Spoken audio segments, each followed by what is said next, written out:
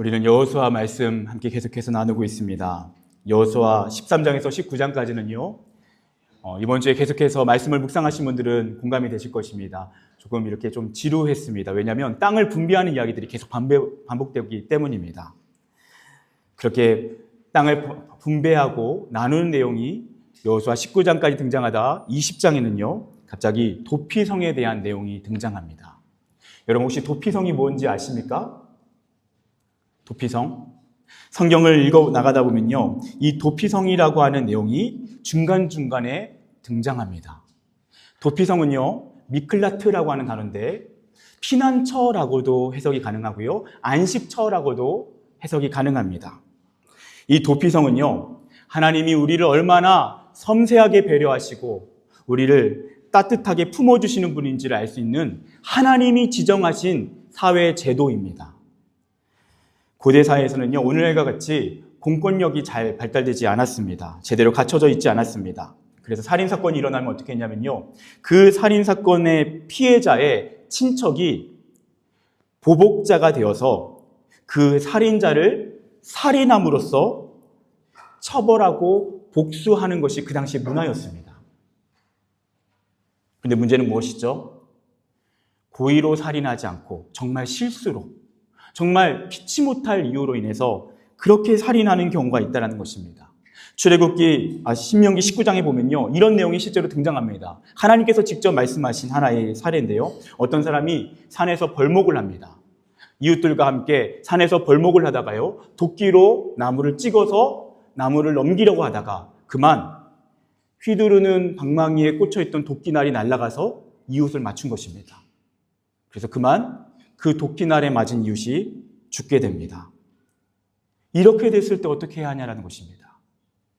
그 당시에는요, 이런 고의가 아닌 실수로 인한 살인에 대해서도 피해 보복자인 친척 중에 한 명이 그 사람을 살해함으로 복수를 이루었습니다. 그럼 어떻게 됩니까? 복수의 복수가 끊임없이 일어나는 것입니다. 바로 그러한 상황에서 하나님은 특별히 실수와 부지중에 또는 정당방위로 인해서 어쩔 수 없이 살인을 저질렀을 때 그때에는 달리해야 한다라고 오늘 분명하게 이 도피성을 통해서 우리에게 하나님의 뜻을 알려주시는 것입니다. 우리 1절과 3절 말씀을요, 좀 길지만 우리 다시 한번 읽어보면서 이 도피성이 어떻게 하나님이 명령하신 하나님의 제도인지를 한번 읽어보겠습니다. 1절에서 3절까지요. 힘차게 한번 읽어보겠습니다. 시작. 여호와께서 여호수아에게 말씀하여 이르시되 이스라엘 자손에게 말하여 이르기를 내가 모세를 통하여 너에게 말한 도피성들을 너희를 위해 정하여 부지 중에 실수로 사람을 죽인 자를 그리로 도망하게 하라. 이는 너희를 위해 피해 보복자를 피할 곳이니라. 아멘. 여러분 이렇게 실수로 사람을 죽인 사람에게는요. 도피성으로 피하라고 말씀하십니다. 그렇게 실수로 누군가를 살해하고 어찌할 줄 모르는 사람, 그래서 당장에도 보복이 시작될 수 있다는 걸 아는 사람은요, 성급하게 도피성으로 도망쳐야 했습니다. 이런 도피성이요, 지역에 총 6군데에 흩어져 있습니다. 그 6군데의 지역이 흩어져 있는 이유는 각자가 있는 그곳에서 하루길이면 도착할 수 있는 거리에 흩어져 있는 것입니다.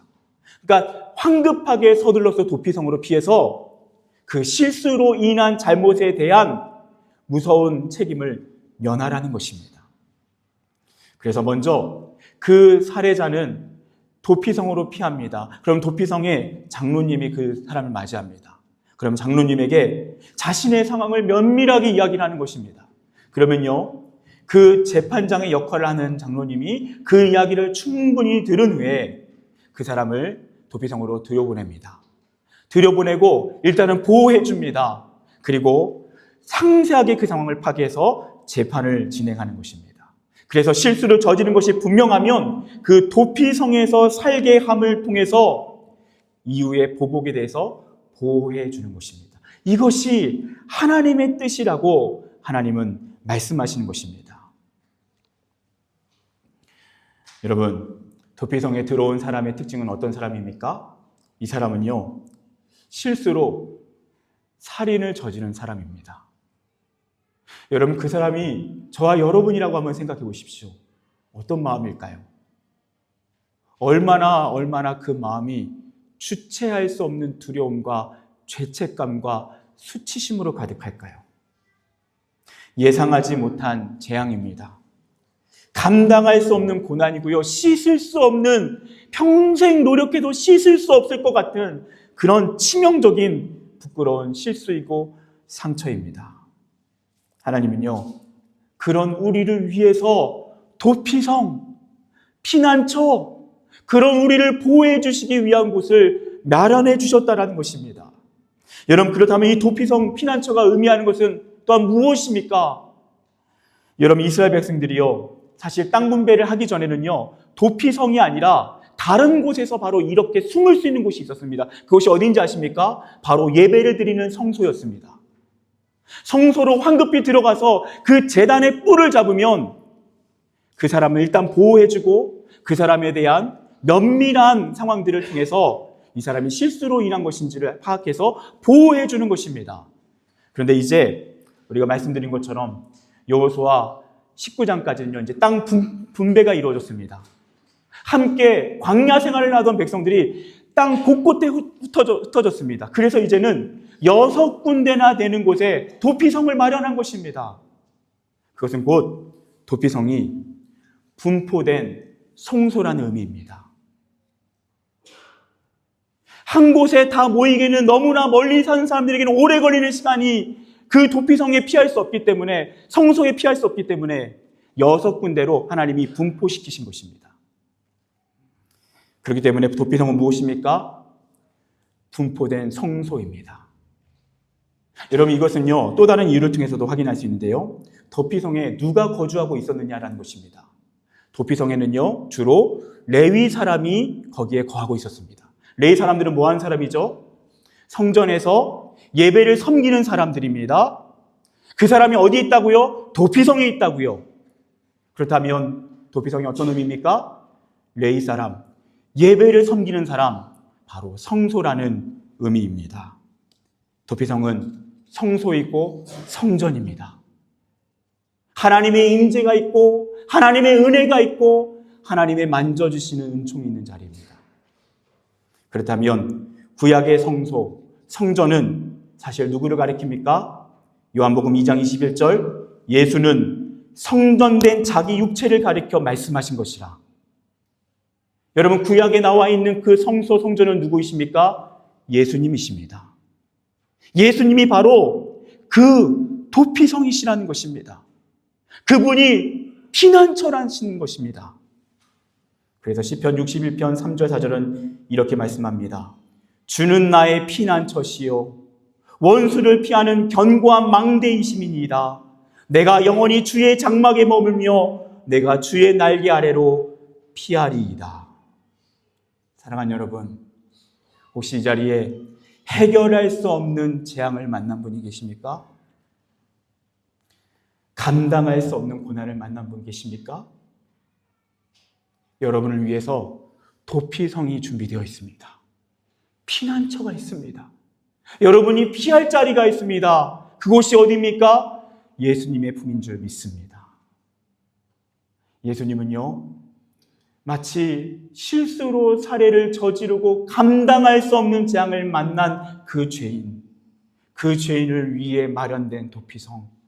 예수님이 바로 우리에게 바로 그런 도피성이시고 우리의 위로이시고 우리의 진정한 피난처이시며 우리가 영원히 피할 하나님의 날개라는 것입니다.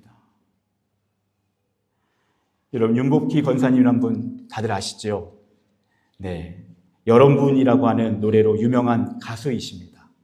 이 윤복희 권사님이요, 사실 젊은 시절에는요, 예수님을 믿지 않았습니다. 그냥 참 잘 나가는 가수였습니다. 인기 절정의 시간을 보냈고요. 그러다가 깊은 내적인 방황의 시간을 겪습니다. 그러다가 전적인 하나님의 부르심으로 하나님의 자녀가 되었는데요. 그렇게 예수를 믿은 지 한 2년 정도 시간이 지났는데 1978년에 뮤지컬 배우로 왕성하게 활동을 하다가 과로로 그만 쓰러져서 응급실에 실려가게 됩니다. 갑자기 눈을 떠봤더니요, 심각한 열병으로 해서 열이 너무 심하게 오르니까 그야말로 얼음 위에 누워 있었다고 합니다. 얼음에 누워 있어서 깨어났지만 움직이도 못하고 열은 펄펄 끓고 그야말로 몸도 움직일 수 없는 상황에서 병원에 누워 있습니다. 몸이 너무 아픈데 마음에 당장 걱정이 되는 것은 첫 번째 병원비였습니다. 그 당시 여러 어려움으로 인해서 경제적으로 너무 큰 어려운 시간을 보내고 있었습니다. 지금 이 응급실에 당장 돈을 지불할 돈이 없는데 나는 어떻게 해야 될까? 그리고 또다시 그 마음을 괴롭히는 것은요, 일주일 후면 세종문화회관에서 중요한 공연이 시작되어지는데 정말 눈앞이 깜깜하게 느껴지는 것입니다. 깜깜하게 다가오는 것입니다. 그때 속으로 하나님께 이렇게 기도했다고 합니다. 하나님, 저 어떡하죠? 하나님, 저 많이 외롭습니다. 하나님, 저 너무 힘이 듭니다. 바로 그때 예수님의 음성을 듣습니다. 그리고 그 음성을 그대로 옮긴 노래가 여러분이라고 하는 노래입니다. 너가 만약 괴로울 때면 내가 위로해 줄게. 너가 만약 서러울 때면 내가 눈물이 되리. 어두운 밤 험한 길 걸을 때 내가 너의 등불이 되리. 허전하고 쓸쓸할 때 내가 너의 벗 되리라. 나는 너의 영원한 형제야. 나는 너의 친구야. 나는 너의 영원한 노래야. 나는 너의 기쁨이야. 여러분, 지금 이 윤복희 권사님처럼 예상하지 못한 재앙, 감당할 수 없는 고난을 만난 분 계십니까? 우리의 진정한 피난처 되시는 예수님께로 나아오십시오. 예수님께 피하십시오. 예수님의 품 안에 안기십시오. 그 자리에 위로가 있습니다.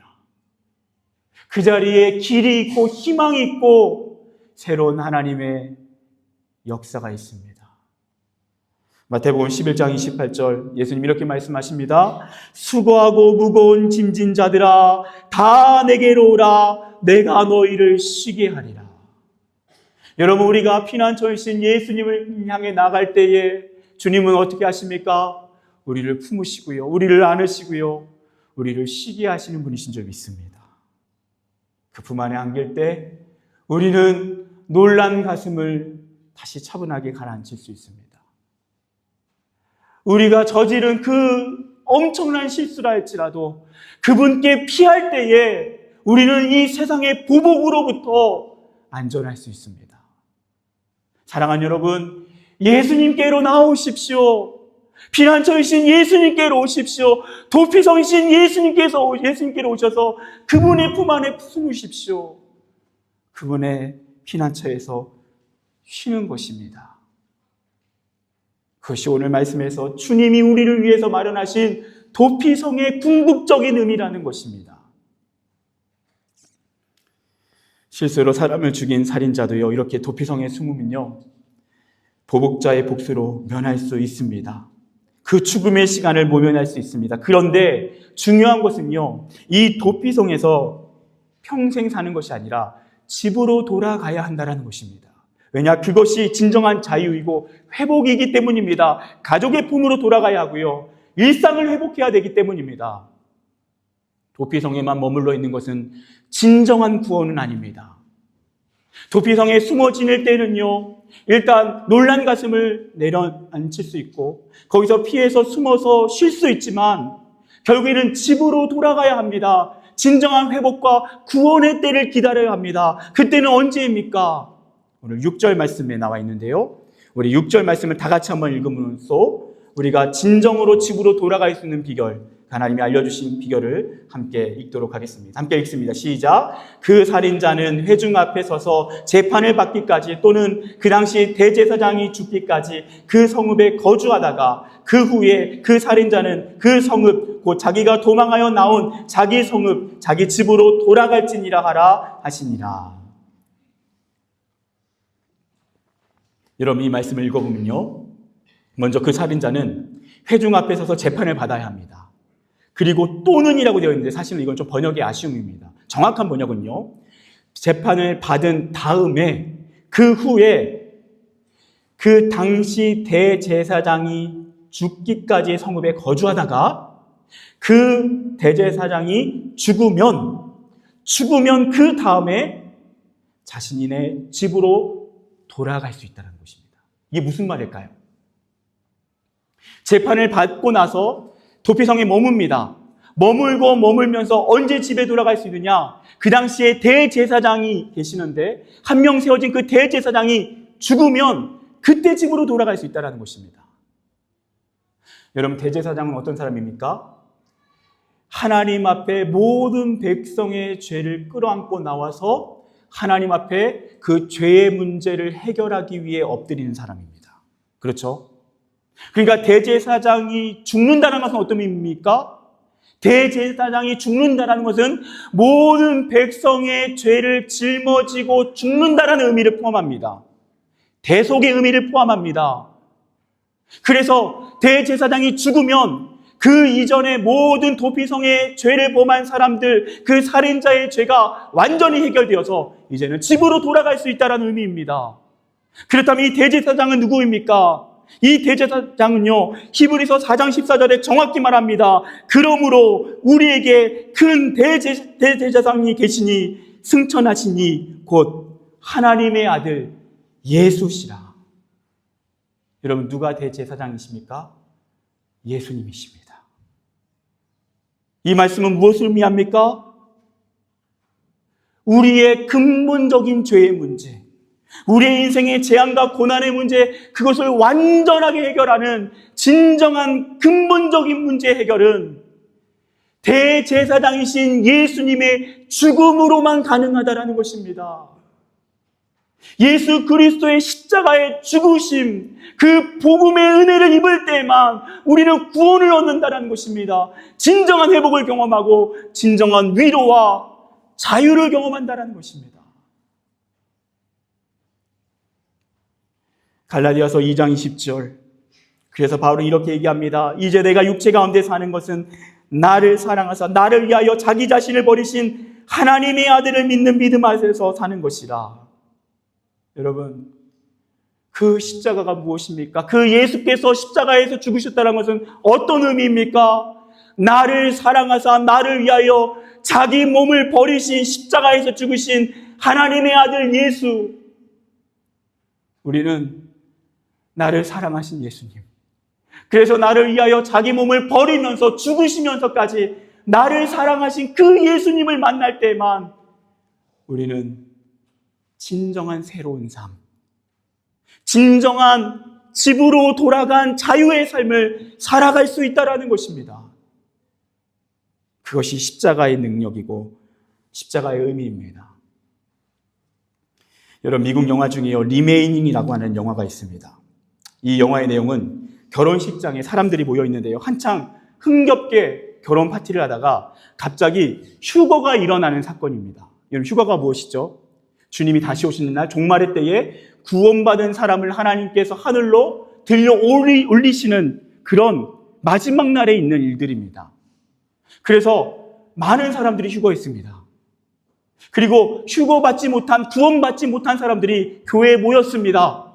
근데 충격적인 것은요, 그 모여있는 사람 중에 한 사람이 누구냐면 그 교회의 담임 목사였습니다. 절대 이런 일은 없어야 되겠죠, 그렇죠? 절대 이런 일은 있으면 안 됩니다. 제가 담임 목사인데 제가 바로 서야 될 것 같습니다. 더 정신 차려야 될 것 같습니다.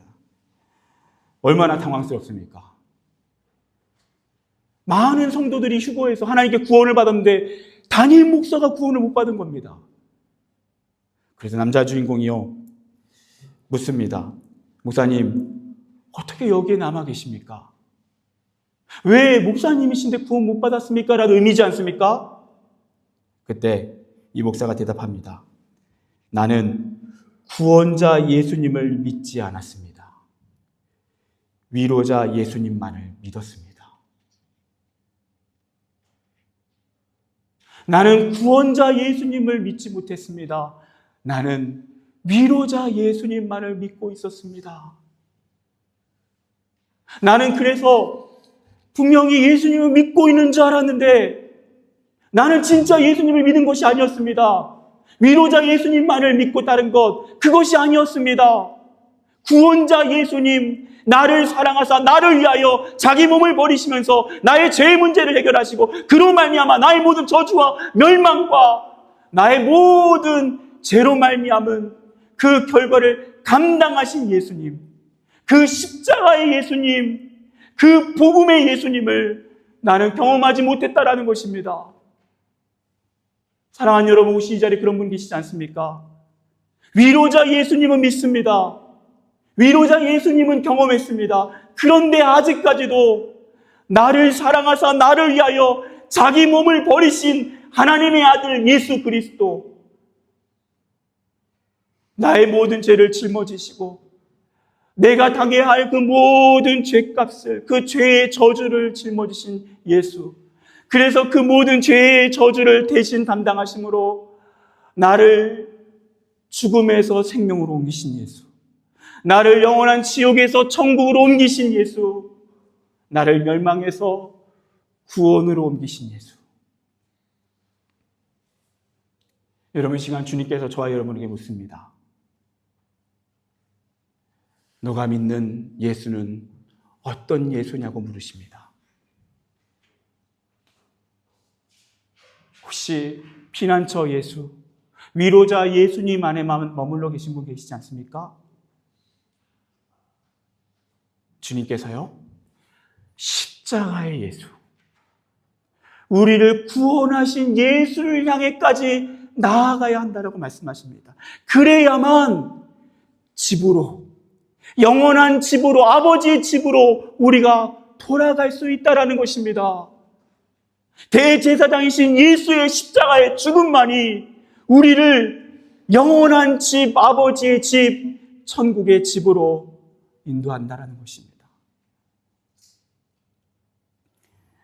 여러분, 그렇다면 내가 십자가 예수님을 만나고 경험했음을 어떻게 할 수 있나요? 여러분, 어떻게 할 수 있을까요? 마태복음 16장 24절, 예수께서 제자들에게 이르시되 누구든지 나를 따라오려거든 자기를 부인하고 자기 십자가를 지고 나를 따를 것이니라. 여러분, 예수님의 십자가를 경험한 사람의 특징을 알려드릴까요? 십자가 예수를 믿는 사람의 특징을 알려드릴까요? 그 사람은요, 자기 십자가를 지고 끝까지 예수를 따릅니다. 고난이 있고 핍박이 있고 어려움이 있고 환난이 있더라도 그래도 그 예수를 포기할 수 없습니다. 지금 나의 현실이 어렵지만 그분이 나를 위해서 십자가에서 죽기까지 사랑하신 그 사랑을 잊지 못합니다. 이미 나는 십자가에서 이미 가장 큰 사랑을 받은 사람입니다.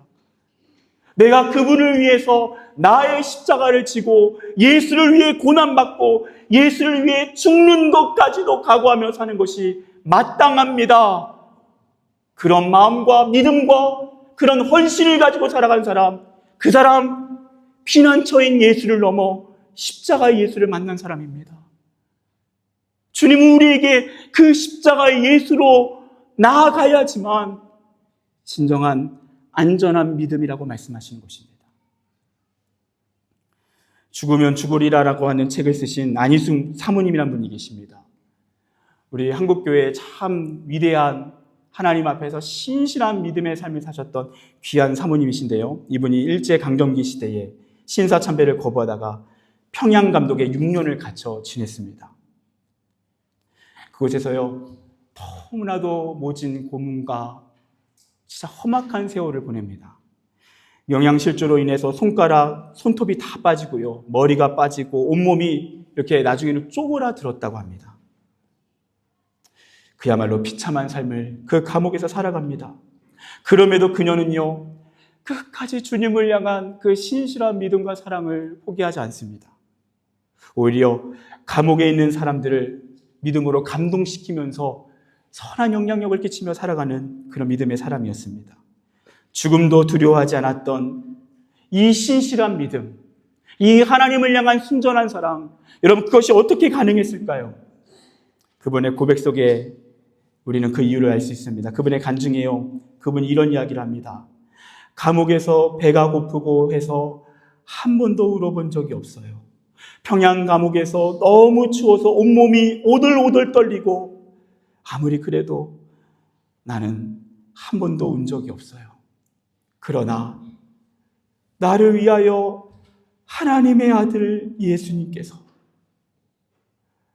나 같은 죄인을 위해 십자가에서 죽으셨다는 사실을 기억할 때마다 나는 계속 울었어요.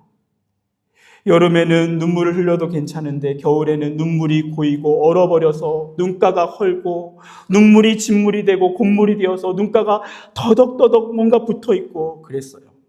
그래도 예수님의 십자가 사랑을 생각하며 나는 계속 울었어요.